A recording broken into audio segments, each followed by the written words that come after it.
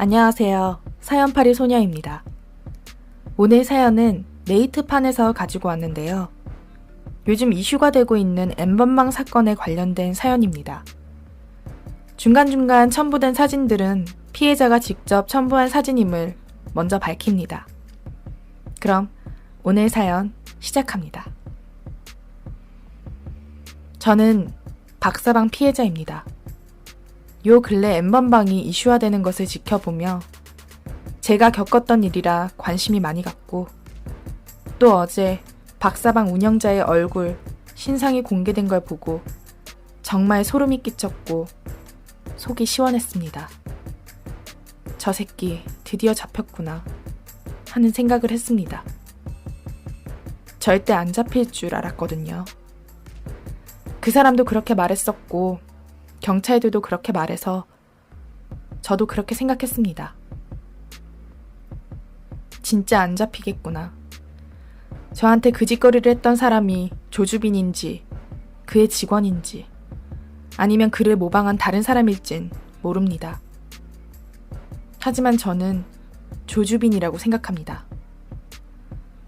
너무나도 끔찍했던 이 이야기를 제가 꺼내는 이유는 신고 당시의 경찰들의 대처가 정말로 미흡했다는 걸 알리고 싶어서 이렇게 얘기를 꺼냅니다.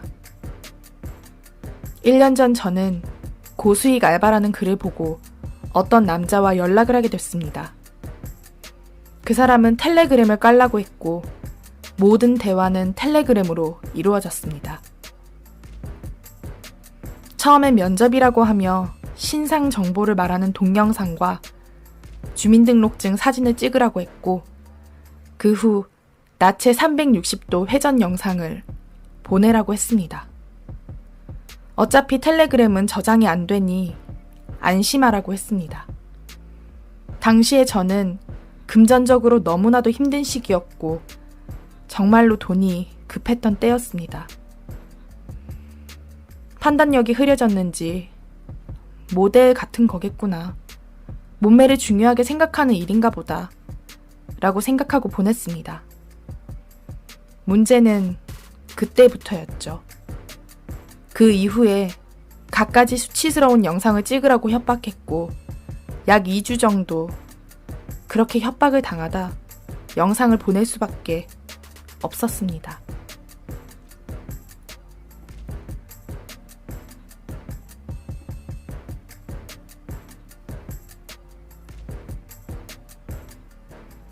그 사람은 수시로 이름을 바꿔가며 저에게 텔레그램으로 연락을 했습니다. 너무 힘들어서 그때 당시 남자친구에게 이 사실을 털어놓았고 남자친구는 영상을 보내는 걸 멈추라고 했습니다. 저는 더 이상은 영상을 보낼 수가 없어서 휴대폰 카메라를 망치로 깨부쉈고 카메라가 깨져 더 이상 못 찍겠다고 하니 사진처럼 뿌리겠다고 협박을 했습니다. 그리고 남자친구가 신고를 할 수 있도록 도와주었습니다. 저는 신고할 생각조차 못하고 있었습니다. 어차피 신고해도 못 잡을 거란 생각이었고 신고를 하면 퍼뜨릴까봐 아예 생각조차도 못했었죠. 아마 그때 남자친구가 도와주지 않았다면 전 정말 끔찍한 짓들을 당했을지도 모릅니다. 결국 경찰에 신고를 하러 갔고 왠지 큰 경찰서로 가야만 할 것 같아서 강남 경찰서로 갔습니다. 제가 자초지정을 설명하며 협박을 당하고 있다 하니 형사님은 무서운 표정을 지으시며 저에게 그런 걸 왜 했냐고 꾸짖고 텔레그램이면 못 잡는다고, 그리고 이 사람에 대해 아는 정보가 없으니 고소장을 적고 가면 접수는 해주겠다 하셨고 집으로 돌려보냈습니다.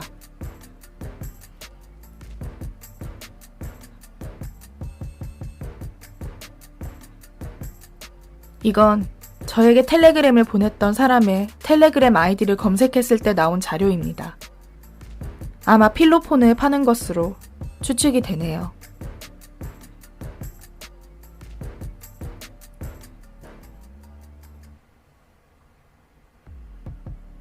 그리고 드디어 그 사람이 만나자는 말을 꺼냈습니다. 만나서 관계를 한번 하면 돈을 주겠다고 했습니다. 저는 그 사람을 잡기 위해서 무엇이라도 다 해주겠다는 식으로 말을 했고, 만나는 것을 빌미로 경찰과 미리 얘기를 하고 잡을 생각이었습니다. 약속 장소와 시간은 내일 말해준다고 했습니다. 그리고 저에게 외국으로 올 수 있냐고도 물었었는데, 그 사람의 텔레그램 아이디를 검색해봤을 때 정황상 마약 운반 같은 것을 시키려 했을지도 모른다는 생각이 들었습니다. 다시 강남경찰서로 가서 내일 만나기로 했으니 저를 미행해달라 하니, 경찰이 그렇게 한가하지 않다. 하루 종일 붙어 있을 순 없다. 약속 장소가 정해진 것도 아니고 시간이 정해진 것도 아니니 내일 장소와 시간이 정해지면 그때 112에 신고해서 거기서 가장 가까운 경찰이 출동하는 걸로 해라. 라고 했습니다.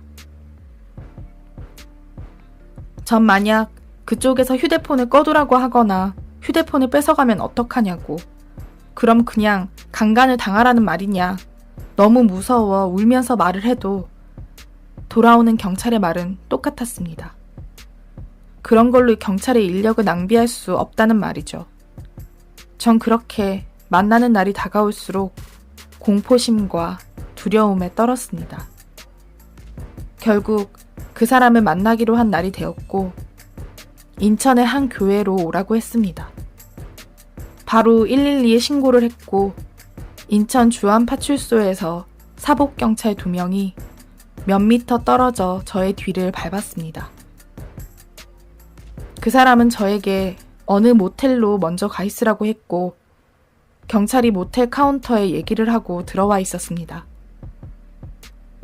저는 그 사람에게 방 호수 사진을 찍어 보냈고, 모텔 비상구에 잠복경찰이 있었습니다.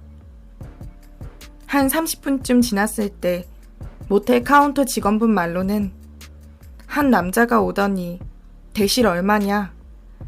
제가 있었던 5층에 방이 있냐? 그렇게 물어보고는 그냥 나갔다고 합니다. 그 후 약속 시간이 1시간이 넘도록 계속 오는 중이다. 다 와간다는 말만 하고 나타나질 않으니 모텔 사장이 영업에 방해가 된다며 저희를 쫓아냈습니다. 경찰이 모텔에 수사 협조를 못하는 것이 정말 답답했습니다. 그래서 하는 수 없이 밑에 있는 편의점으로 왔고, 그 사람은 주변에 주차장을 못 찾겠다고 연락이 왔으며 주차장이 2군데 있어서 반대편으로 가보라고 했는데 못 찾아서 결국은 제가 주차장으로 갔습니다. 나가서 한참을 있어도 움직이는 차도 없고 기다리던 경찰이 저에게 다가와 언제 온대요? 라고 물었고, 그 사람은 어디냐고 묻다가 갑자기 사람 끼고 왔네. 그냥 뿌린다. 하고는 텔레그램을 탈퇴했습니다.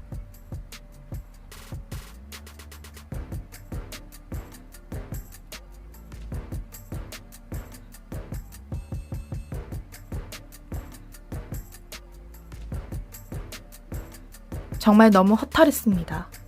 지금껏 기다린 시간들이 수포로 돌아갔고, 또 잠복경찰을 눈치채고 도망가 버렸다는 사실이, 다 잡은 범인을 눈앞에서 놓치니 정말 미쳐버릴 것 같았습니다. 주안경찰서로 돌아가 그 사람이 도착했다고 했을 즈음 모텔 주변 차량 움직임 같은 거로 잡을 수 있지 않을까 해서 주변 CCTV를 다 뒤져봤지만 이상하게 움직이는 차량은 찾지 못했습니다. 그리고 아까 5층을 물었던 남자도 정황상 그 사람이 아니라면 제가 있던 5층을 굳이 콕 집으며 방이 있냐고 물어보는 게 상식적으로 말이 되지 않잖아요. 그런 수상한 행동을 한 사람을 잡아서 조사조차 하지 않았습니다. 그리고 그 사람이 올 때 택시비 하라고 10만 원을 은행 기계로 입금해줬는데 경찰서에서 조사할 때 은행 CCTV를 보고 입금한 내역이 분명히 있음에도 불구하고 잡지 못했습니다.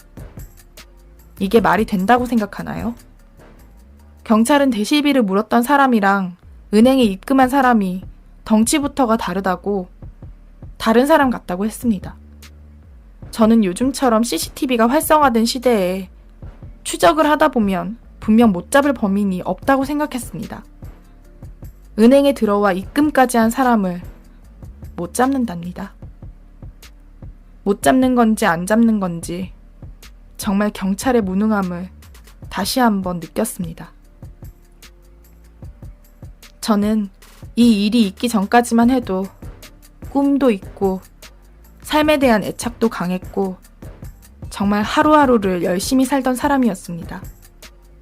그런데 이번 일을 겪고 나서 정말 아무것도 할 수가 없더군요. 정말 아무것도요. 그토록 간절하던 꿈도 포기할 수밖에 없었고 누군가 날 알아볼까 밖에도 나갈 수가 없었습니다. 혹시나 지인이 그 영상을 보고 나에게 연락이 오지 않을까. 모든 지인들과 연락을 끊고 번호도 바꾸고 아무도 만나지 않고 살고 있습니다. 이렇게 사는 게 사는 건가 싶네요. 제 영상이 퍼진 걸 누군가를 통해 들었을 때 살면서 한 번도 그런 생각을 해본 적이 없던 제가 처음으로 자살하고 싶다는 생각이 들었습니다. 아니, 그 생각밖에 들지 않았습니다. 경찰서에 가서 조사를 해야 하는데 넉나간 사람처럼 주저앉아 아무런 생각도 들지 않았습니다. 죽고 싶다는 생각 밖에는요. 삶의 애착이 누구보다 강한 사람이었는데 전 제가 자살에 대한 생각을 하게 될지 정말 상상조차 못했습니다. 인터넷에 자살을 검색해보고 갖가지 자살 방법들을 찾아보았습니다. 그 후 문득 그런 충동이 들 때가 많고 제 삶은 날이 갈수록 피폐해졌습니다. 그때 파출소 순경이 아니라 그런 경험이 많은 강력반 형사가 저의 뒤를 밟아줬더라면, 경찰이 그때 그 사람을 바로 잡았더라면, 잡아서 영상을 삭제했더라면 제 영상이 세상에 퍼졌을까요? 벼랑 끝에 서 있는 피해자를 보고도 경찰이 그렇게 한가하지 않다, 경찰 인력을 아까워하는 발언을 하는 경찰은 도대체 누구를 위한 경찰인 건가요?